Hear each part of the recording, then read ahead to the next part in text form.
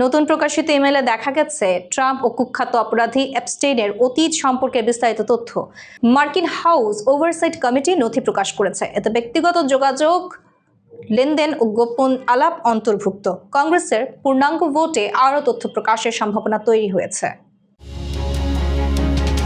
মার্কিন president Donald ট্রাম্পের সঙ্গে কুখ্যাত যৌন অপরাধী জেফ্রি এপস্টেইনের অতীত সম্পর্ক নিয়ে নতুন তথ্য প্রকাশিত হয়েছে। হাউস ওভারসাইট কমিটি সম্প্রতি প্রকাশিত ইমেইলগুলিতে দেখা গেছে ট্রাম্প ও এপস্টেইনের ব্যক্তিগত যোগাযোগ, অতীত লেনদেন এবং গোপন আলাপের বিবরণ অন্তর্ভুক্ত রয়েছে।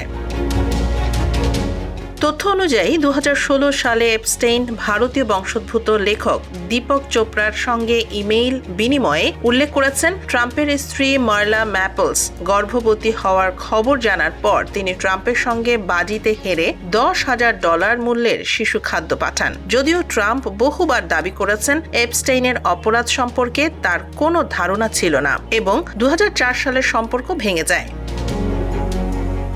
নথিতে দেখা গেছে 1990-এর দশকে ট্রাম্প অন্তত 7 বার এপস্টেইনের বিমানে ভ্রমণ করেছিলেন। এপস্টেইনের সহযোগী ঘিসলেন ম্যাক্সওয়েল এবং লেখক মাইকেল ওলফের সঙ্গে বিভিন্ন ইমেইলেও ট্রাম্পের নাম উল্লেখ রয়েছে।